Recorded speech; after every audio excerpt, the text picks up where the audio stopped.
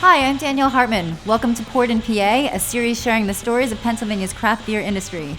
In this episode, we turn to Pennsylvania's capital city, Harrisburg, for its annual celebration of local craft beer. Harrisburg Beer Week is a passion project run by a small group of independent beer lovers who aim to connect the community in the name of beer and a good cause.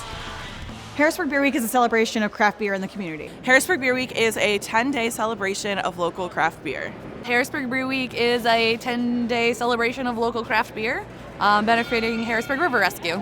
Harrisburg Beer Week is a 10-day celebration of local craft beer throughout the greater Harrisburg area. Hershey, Elizabethtown, Carlisle, Harrisburg, obviously. We have this year 160 plus events. And it benefits Harrisburg River Rescue. So it's year 5. We're really excited. Harrisburg Beer Week's main goal is to bring the craft beer community together. It's all about meeting new people that have the same interest as you, beer.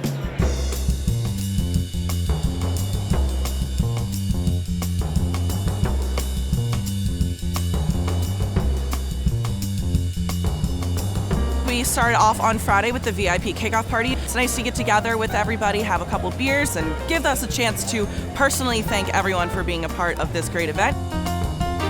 Saturday, where we are right now, is a PA Flavor. It is an event that's focused on Pennsylvania beer and Pennsylvania food. Sunday, we always have the Battle of the Home Brewers, where we have a ton of local home brewers come together at the Broad Street Market. They compete against each other, and everybody comes out and gets to try truly unique beers. Then the following weekend, we had Little Big Beer Fest, which is a small festival with all big beers. It's a lot of high alcohol beers, but it's really cool to see the brewers try and challenge themselves to make something really different for that event.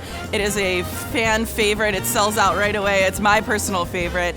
And then Sunday, we wrap it up a little bit more low-key with a family-friendly mini golf tournament over at City Island Water Golf. Have a couple beers, relax, and ease back into regular life again. Your HPG Beer Week sticker is coming off. Here's a couple more. XOXO HPG Beer Week. It was really exciting. That's adorable. Oh my god! I kind of want to start with the signature events just because I think that'll be an easy dive in. Harrisburg Beer Week was born from the idea of many other beer weeks. I would travel around and I would see other cities had beer weeks, and I realized that our local area could support a beer week of its own. All of the beer that we use primarily is focused on Pennsylvania beer, and I just thought we needed our own. So I got down with the team and said, hey, do you think we can do this? And we realized we could, and we realized that the money that we were going to be making from it needed to go to something better as well. So we could take a passion that we had, which was craft beer, and turn it into something better.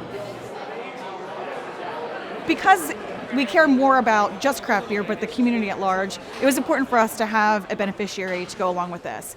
So we vetted a number of different local organizations. There were a number of things that were important to us. We wanted someone who was truly local, truly a nonprofit, and truly in need. And we settled on Harrisburg River Rescue. We met with Tony Regal from River Rescue to tell him this, and he was pretty shocked. And he told us more about his story, and they were so much more in need than we had any idea about.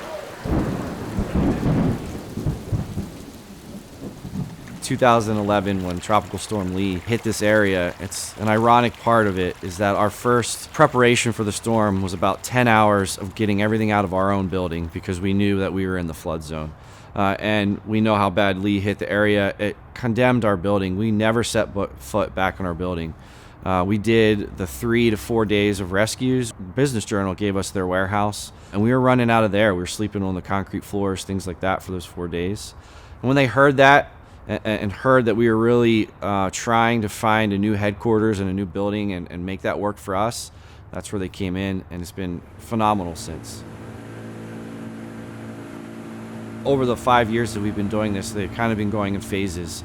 Our first phase here in our bay was a loading dock, and so we've had very limited space and availability to put our equipment in. So the first couple of years of Beer Week, that money helped us completely rehab this area where we can now fit all of our apparatus. That significantly increased our response time. We weren't having to move equipment around to get to other equipment. So when that call does come in, we can get out very quickly. And then the last couple of years, we were able to pile that money into phase 2, which was our office at admin space, to give ourselves some facilities for that and free up what we hope is going to be phase 3, is then using that facility to finally get our training center that we're really hopeful for. I think the better ones are A.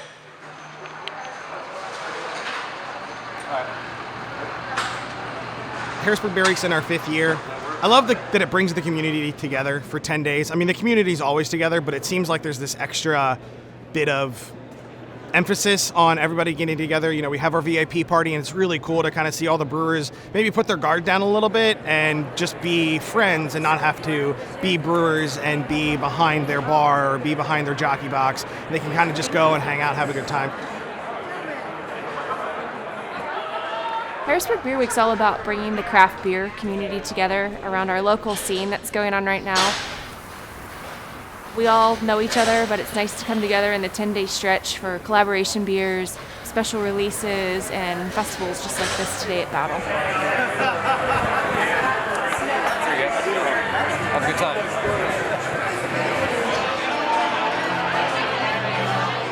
I've been participating in Harrisburg Beer Week for about 4 years now.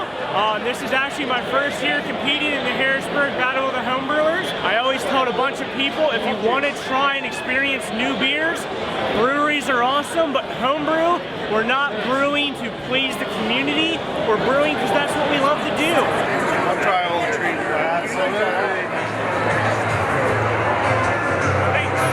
I think the thing that I like most about Harrisburg Beer Week is really this homebrewers event. It really gives local homebrewers a chance to share our beer with people that you really can't get this beer anywhere else. And it's a really good opportunity for people to get out and try something new and to experience all that this area has to offer. Cheers. I really enjoy the variety of beers that we get that we wouldn't normally have. So they're not always bringing stuff in all the time, or a lot of venues don't switch it up often. But during Beer Week, everybody's trying to bring in something special to get people to come to their events, especially the Battle of the Homebrews, which gives us the opportunity to taste these great homebrews. And I enjoy that the homebrewers get to play a little with their beer, a little more than somebody's trying to sell it commercially. I'd say my favorite thing about Harrisburg Beer Week is the beer. It's really good.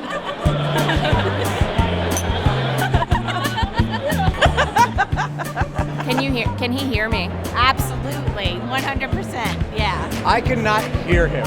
Should I do it again? Okay. Just need to get warmed up. We're here at PA Flavor, pouring some beer, having a great time, meeting a lot of great people. Hey, baby. PA beer.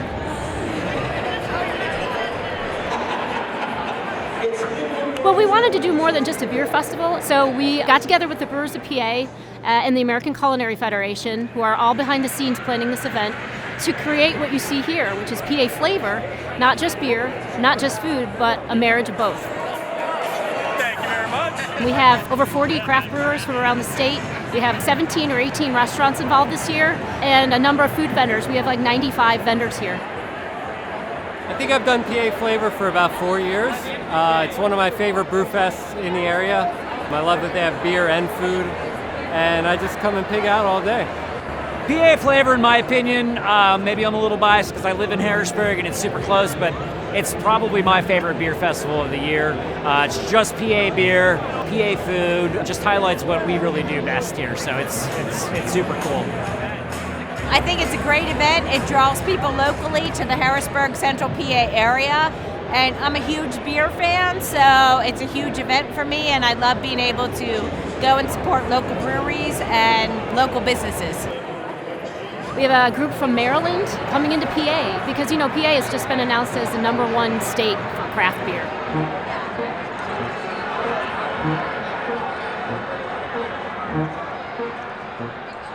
This is actually my 4th or 5th Little Big Beer Fest. This is actually my first year. First time for me. First time for me. Second time for me. This would be my first year attending. Virgin.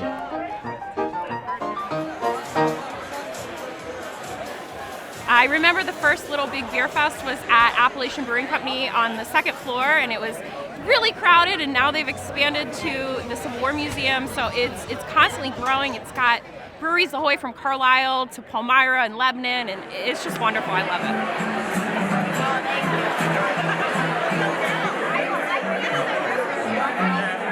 The brewers here are just absolutely fantastic. Great varieties. You're actually able to compare some of the brews as well. I've never seen so many Belgian quads in one place. and that really made it an enjoyable event. Well, she's been here last year, and she said it's a must-attend event. Great beer, great quality. Good variety, strong beer. I think this is the next level up. If you're into craft beer at all, you come here, it's a whole new stratosphere of beer. So this is the heavy stuff, it's the hard-hitting stuff. This is not for anybody new to craft beer. This is big leagues. But there's also starter beers, some of like the IPAs and sours. Definitely Absolutely. a starter. There's a balance beer. of both, for sure.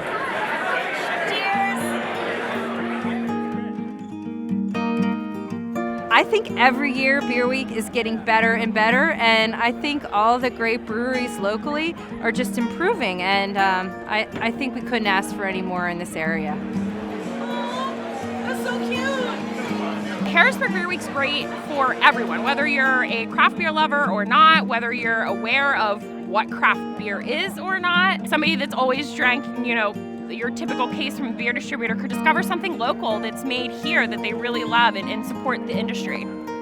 The great thing about Harrisburg Beer Week, and particularly this festival in particular, is the fact that if you look around, you see a lot of different generations. You see those that have just jumped over the age of 21. You see the middle-aged folks in their mid-30s to mid-40s, and you see the more senior citizens like myself that all have a common bond, and that's all about craft beers here in central Pennsylvania.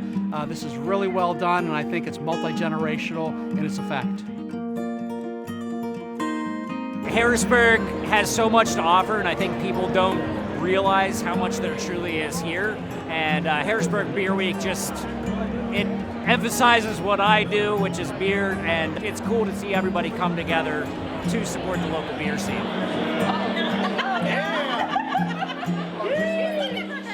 I've actually watched Harrisburg Beer Week grow over the years, and seeing all the local restaurants and bars get absolutely on board with it and support this great cause, the Harrisburg River Rescue, and support the local beers and the local spirits. It's just been a great thing. It has turned into a really big and very communicative thing that I love.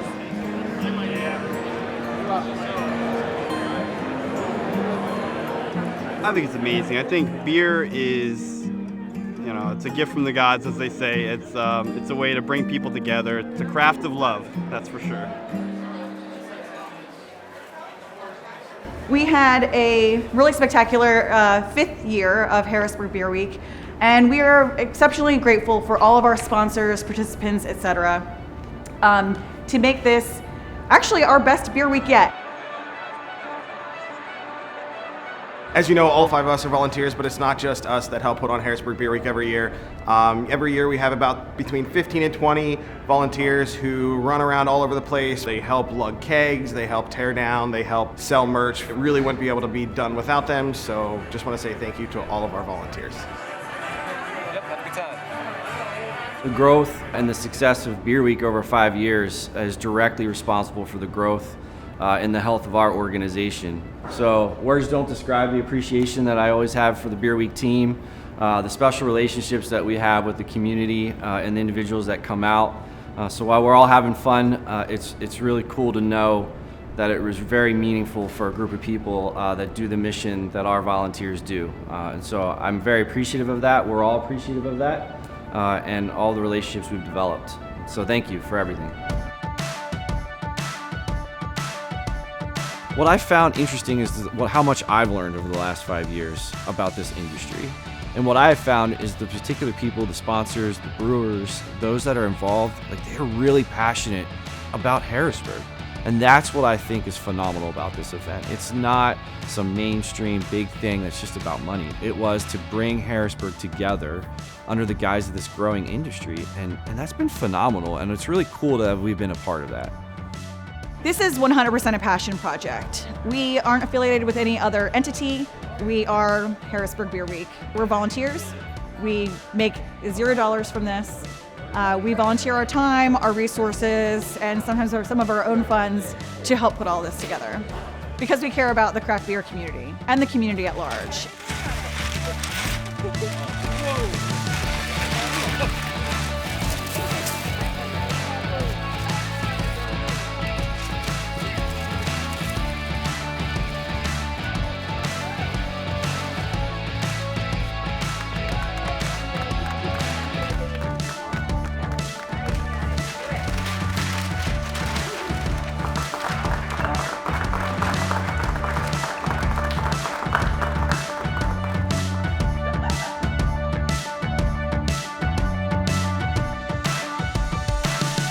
Sadly, Harrisburg Beer Week did not occur in 2020 due to the COVID-19 pandemic. Harrisburg River Rescue could still use your help, though. Please check out their website to learn how you can be involved. Harrisburg's craft beer community is vibrant and varied, something we see more of in our next segment. We visited the Vegetable Hunter, a boutique brewery pairing vegan beers with plant-based fare.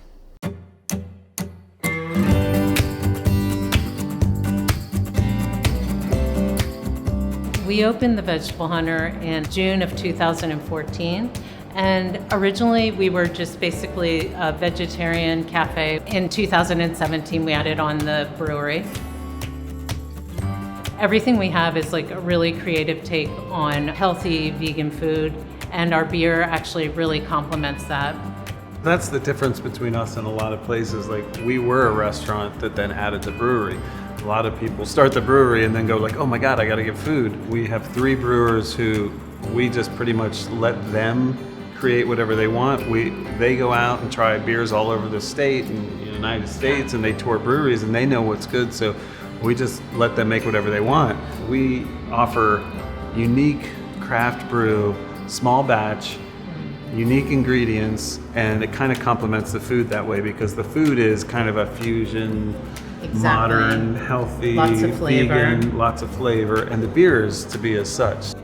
Some people, they come in, they're vegan, and they'll bring like a friend that isn't really vegan, but they like beer. So they'll be like, oh, I never eat vegan food, but then they might start because they came in for beer.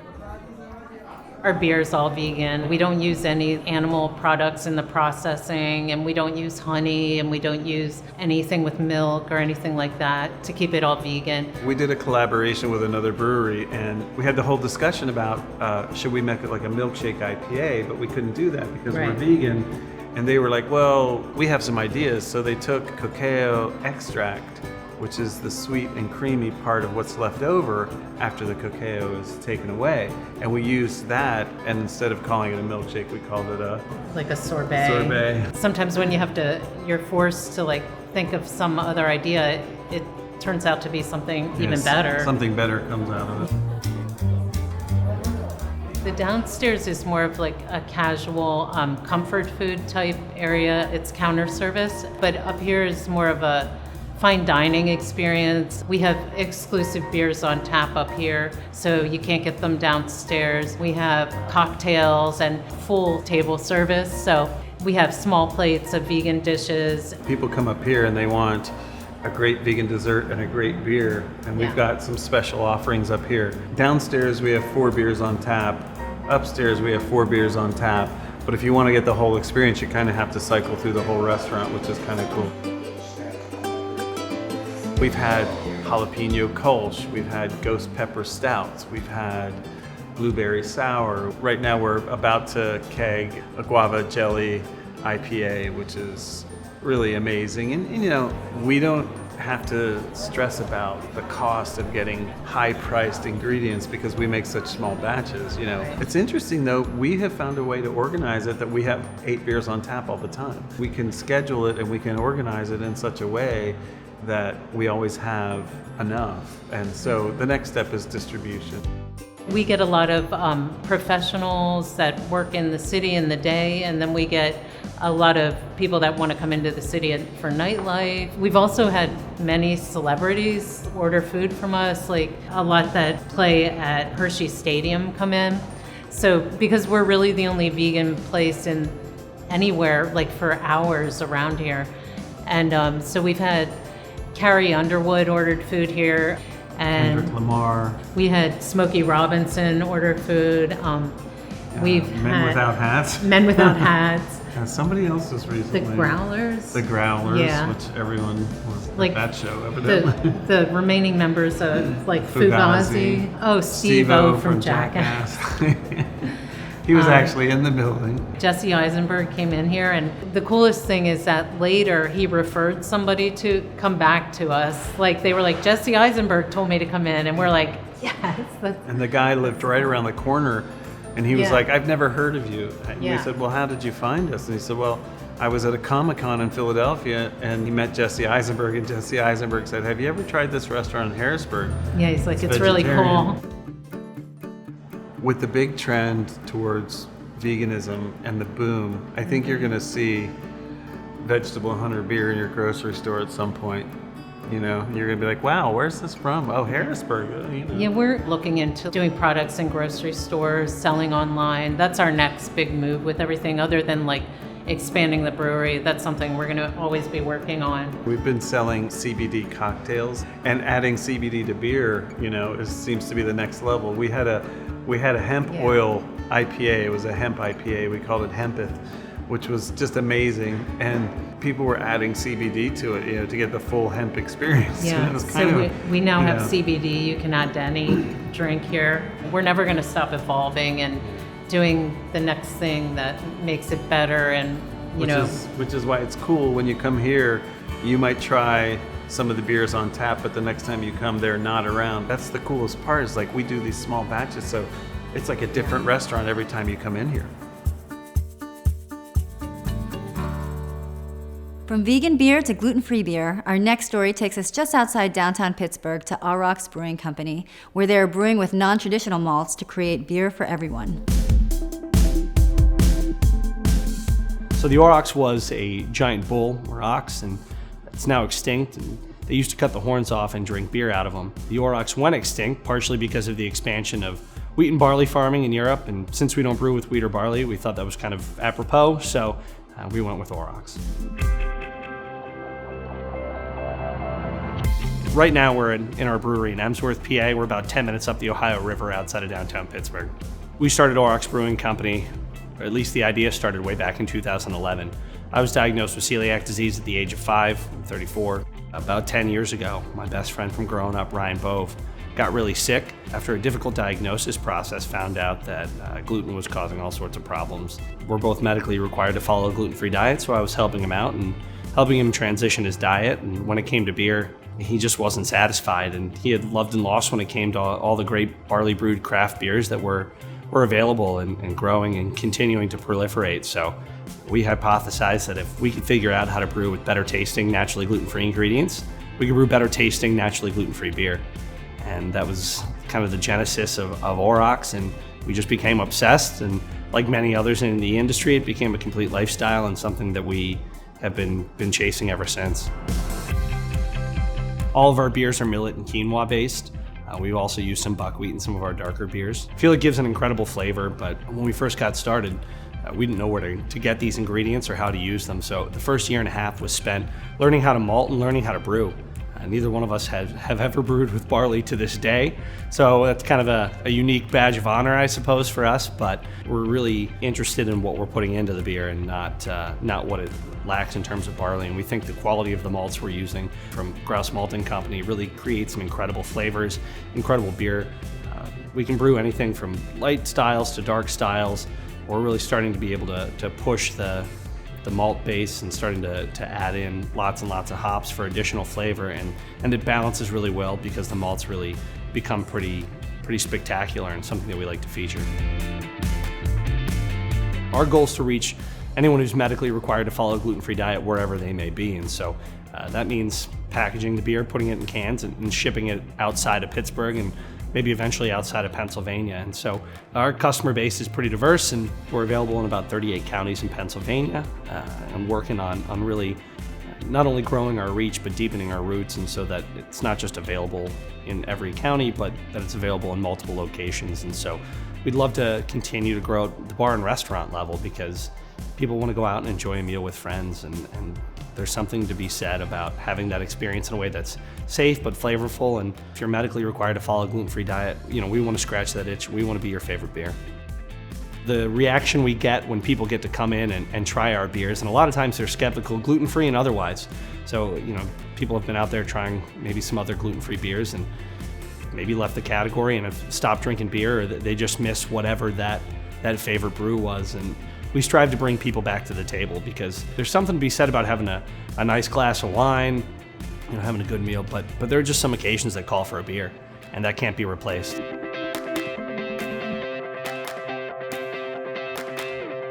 Thanks for joining us. In case you're not thirsty enough just yet, I'll leave you with a brewery spotlight on Levante Brewing, spurring innovation in Westchester, Pennsylvania. Until next time, cheers.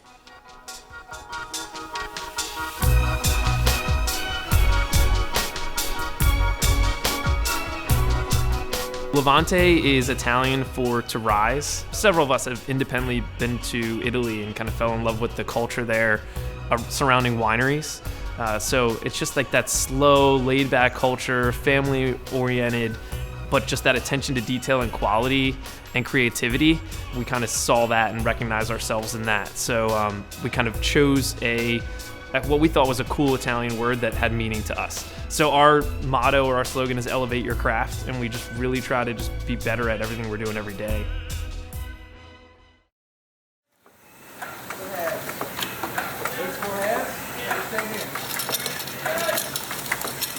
If I were to pinpoint a time that our brand started really exploding, it was with the introduction of canning our product. We were like, wow, the cans are so popular and people really want our product. They want to travel with it, take it to the beach or enjoy it in their own home. It provided the perfect format for people to enjoy craft beer anywhere they want.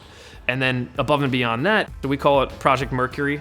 Our website, levantebrewing.com, you can go there and you can pick pretty much anything from our roster of cans that we have available fresh. We pack it cold and ship it right to your office or your home. And that's been pretty cool for us. It's kind of revolutionary. Nice and cold. And more people every week are catching on. We have a really cool loyal following, this loyal base of people we call Friends of Levante. And they just order all the time. Every new release, they'll order their house. And for us, it kind of jogged our sense of creativity from a business perspective.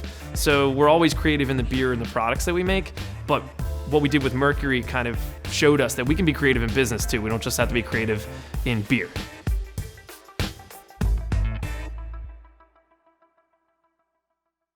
I feel like our motto, rather than elevate your craft, should have been something having to do with inspiration, because it all starts somewhere. And for us, it's that moment of inspiration. I have, beer name ideas that could be inspired by something. I have recipe ideas that could be inspired by something. And we all take part in that. I always kind of called what we do here in the brewing and kind of marketing realm as an apprenticeship. So we have a small system, a 3-barrel system that we brew on, and we encourage and even require our younger brewers to get on that and come up with new recipes, come up with something crazy and brew it. And if it does well in the tap room, then we'll nudge it up to a 15 or 30 barrel brew, and they can name it and they can call that theirs. The names are important. They can come from whatever inspired the beer, or the beer can come from whatever inspired the name. Tickle Parts was actually an electronic dance song, or like a dubstep song.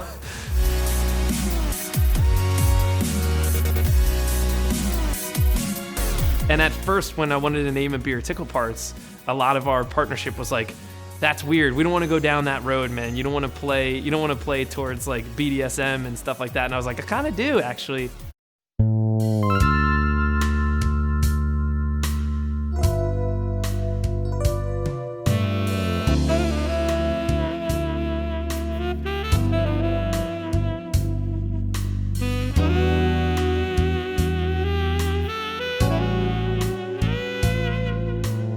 You can tell, like, maybe we were all sexually frustrated for like 6 months or something like that, because like everything was definitely sensual, but the whole group kind of joins in on it. Pardon the pun.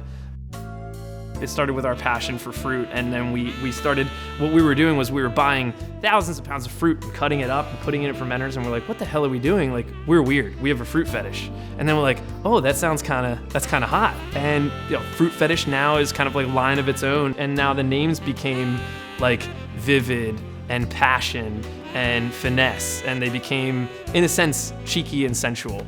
And that worked for that line. But there's glitter parts, tickle parts, there's pretty much everything you can think of.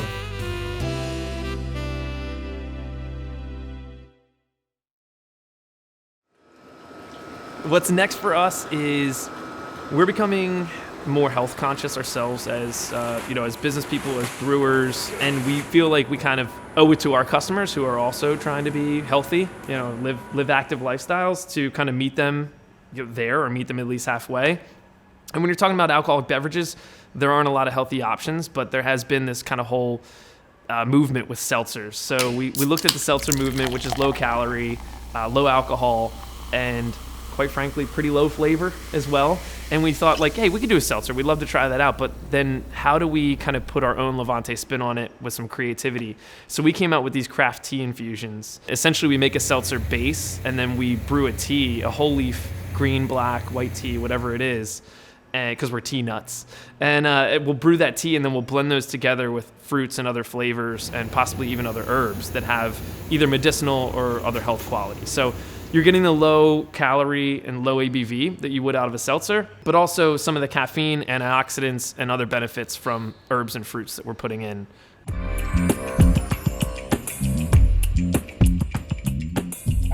I think it's a little over 4 years now. We've grown and kind of just evolved with time. We doubled this past year and we doubled the year before in size. It gets super hectic. So we're also trying to learn, how do we efficiently manage our business and continue to stay inspired? We're always dealing with fruit purees and hops and malted barley. And we're just like, let's try something new.